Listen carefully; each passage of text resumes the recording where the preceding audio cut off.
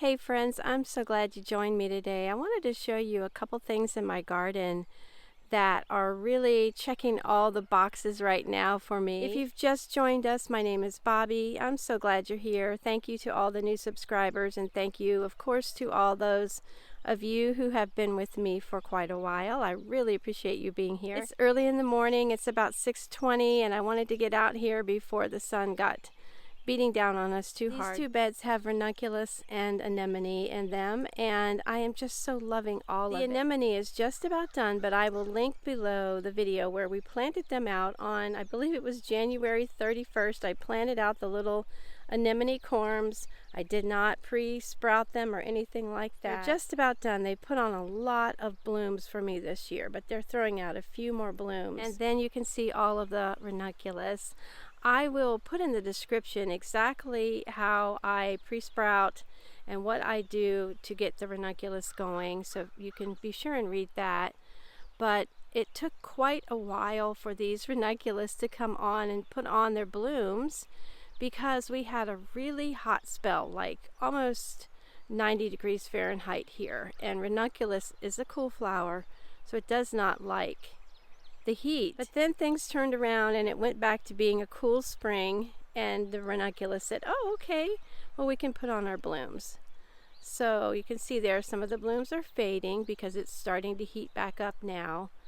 But oh gosh, these are just really checking all the boxes for me with the colors. I just love looking out through these beds and looking at the colors.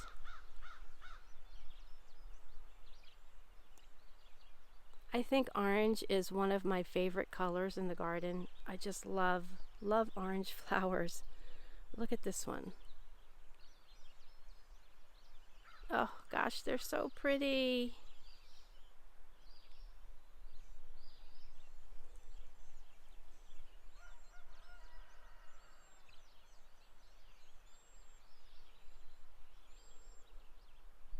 You can see a couple of rogue pro-cut sunflowers in there, and I've just left them.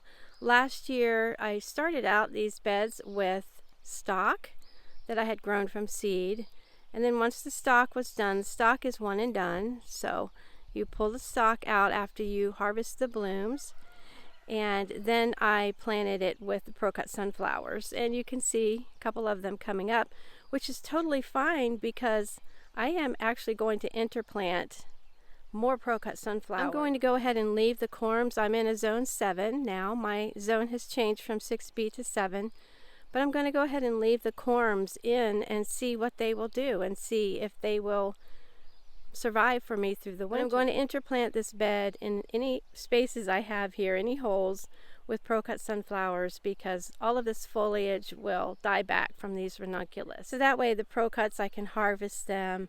The only thing I'm a little bit concerned about is if you've ever grown sunflowers and if you've ever grown pro-cuts, you know that they leave quite a root system. So I'm a little bit concerned about disturbing the root system on the Ranunculus corms, but we will see how it goes. If it doesn't work out, that's fine. I will just pre-start more Ranunculus for the next year. Mommy's in the birdhouse feeding the babies. That is a tree swallow.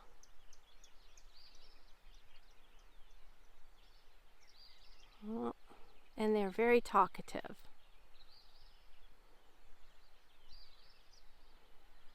She just went back in the birdhouse. My two of my grandsons made me that birdhouse for Christmas. I've been interplanting for the last couple of years, just basically out of necessity. And so I know that all of these are cool flowers. Their foliage will die back, and either I would pull them out or let the foliage just die back and leave them in the ground. And then I'd need to fill those spaces. So you can see here some little bitty rudbeckia. These were in the winter jugs that I did, and they didn't grow very well. So I'm hoping they will take off and put on some growth. But I always like to interplant. I've done that for the last couple of years. But look at this bed of Orlaya, and you can see that Orlaya self-seeds itself pretty much anywhere it wants to. So I just let it do that. This bed of Orlaya has been blooming for well over a month now. I've harvested quite a bit for different arrangements and things and bouquets. And I also have some straw flower interplanted in there. As you can see, straw flower, I have several interplanted. I might actually transplant a few more straw flower, but the foliage on the Orlaya will die back and then the straw flowers will grow up. So I have to use the space that I have, and interplanting is a great way to do that. And this is the second year for these peonies. I'm from the south, so I say peony. If you're from the north, you say peony. But this is the second year for these peonies, and I've harvested a few blooms. You can see the simple staking system I did using stakes and then jute twine. It's very simple. I don't really care for the peony rings, so I don't use those. But that very last one down there, the blooms never really budded out, or they budded out, but they never really opened up, and they drooped over. So I need to reach out to my farmer friend who is an expert at growing peonies. I believe it's probably because it's a very immature plant. It's a very immature shrub, so I think that's why those blooms did that. But I should have probably cut them when they were in marshmallow stage and brought them in. They probably would have opened up. This is a bed of Sweet William. You can see there getting ready to bloom out. And there is a random gladiola in there. I don't know why. I think I must have put some gladiolus bulbs, corms, whatever, in there a couple years ago. And there's a random. And then I have a couple of Cosmo that I had interplanted in there as well. These Sweet William I started in late summer, and I planted them out as transplants in the fall. So I can do that here in my zone 6B/7. And there's just a few more ranunculus there. And I'll just quickly show you the full bed of straw flowers. We planted these out together in a video. And I have thinned it out some, but ooh, it's really thick. I hope I didn't do wrong by planting that so heavily. In this bed we have the lovely feverfew that's getting ready to bloom. I planted that out as transplants that I had grown from seed last autumn as well. And then I have some tansy here. I believe it's also called button flower, I think maybe. I did not order tansy. It's must have been mixed in with my yarrow seed, because you can see I also have yarrow here. I have a couple of different colors of yarrow, red, yellow, gold. But anyway, this is tansy, but it's really pretty, so that's fine, no problem. And then I have a couple of ranunculus that I just stuck back here, and an anemone, not an anemone, an orangium there that won't bloom this year, 2 of them. They will bloom next year. That's a perennial for me, also known as sea holly. And now we're out in my cut flower garden. I'm not quite ready to show you the garden redesign that my husband and I have done. I do want to show you the cut flower garden redesign very soon. My husband and I worked pretty hard on this redesign, and he was such a sweetheart. And also in that video, I want to talk to you about what your support of this channel is doing. I am monetized now and have been for a while, and by you watching my videos, that is causing the advertisers to advertise on my videos, and some of the proceeds of the money that I've been earning through monetization is going for a very good cause. So I'll share that with you in another video. Anyway, this is Campanula, or Canterbury Bells. I am absolutely in love with these. I am just in love. Look at them. I planted these out as transplants last fall as well. I usually start my cool flowers that I'm going to plant out in the fall around mid to late August, and then plant them out about 6 weeks before my first frost date. There's some more yarrow getting ready to bloom, and there's a couple of bells of Ireland in here that have just self-seeded themselves. I didn't grow them this year on purpose, but I just let that self-seed itself. There's another one back there. I need to harvest those actually, and I'll probably dry those. But back to the Canterbury Bells. As I said, I start these from seed and then transplant them out about 6 to 8 weeks before my first frost date, which is around October 23rd. But look at that, they survive through the winter. I don't cover any of my fall transplants, and this is what I get in the spring. Aren't they just the sweetest things ever? Oh, I love them so much. And I know that Canterbury Bells come in white and pink, I believe. So I'm going to add, hopefully, more next year, more colors. But they're just such a cottagey looking, sweet flower. They don't need any support. And I love them so much. I just can't stop watching Mama, and they're feeding the babies, going in and out, feeding the babies their morning snack. I guess that's Mama and Daddy. Maybe that was Daddy feeding. I know a lot of times the male bird will do the feeding and everything like that. So I have to look that up to see, or ask my grandson. My grandson is like brilliant. He knows all these things.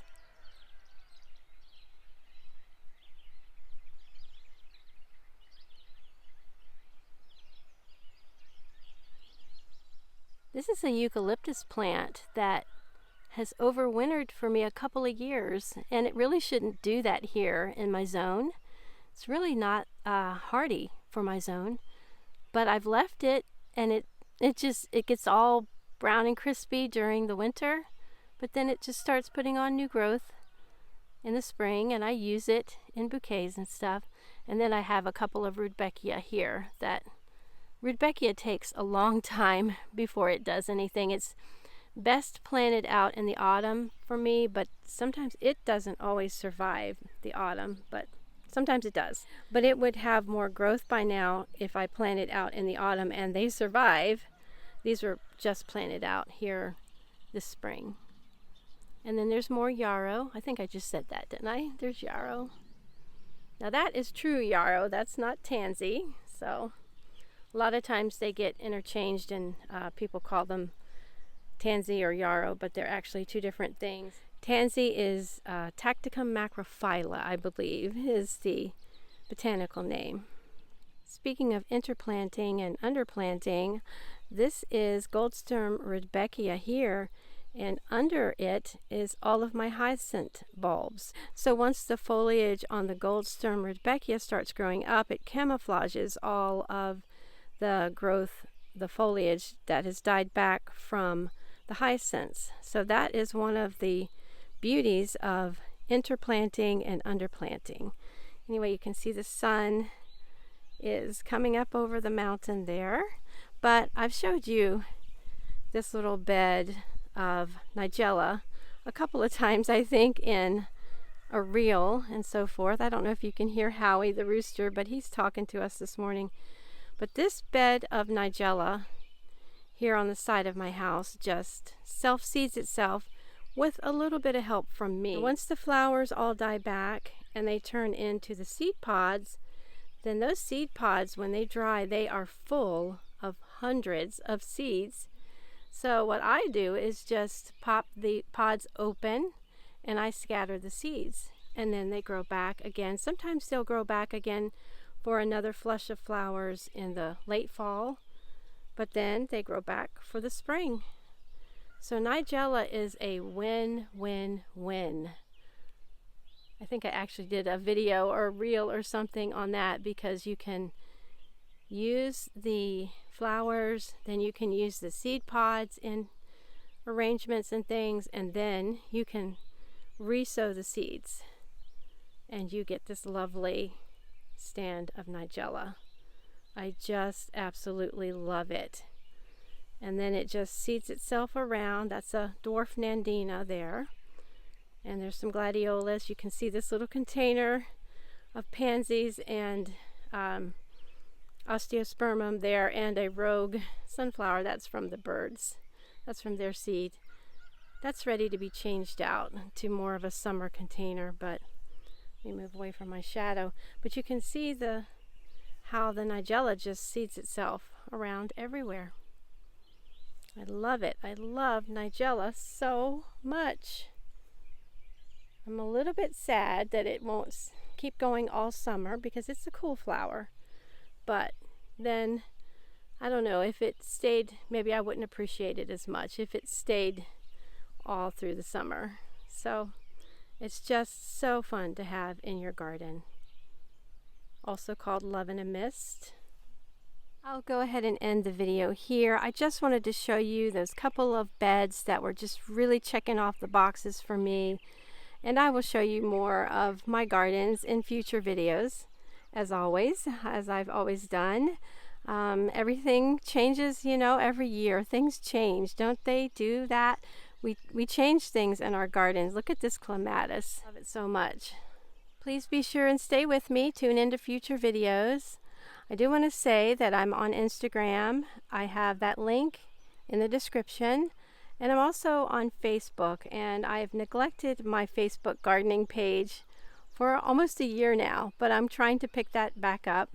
You know how that goes. You don't want to be too overwhelmed with too much social media and too many things to take care of. So, but I am going to pick that back up, so do find me on Facebook as well. And again, thank you all so much for being here. We'll see you next time, friends. Happy gardening. Bye-bye. Here's a PS. I am loving these new pillow covers, these outdoor pillow covers I found on Amazon. I already had the pillows, but these outdoor pillow covers are just my style. So I am loving those.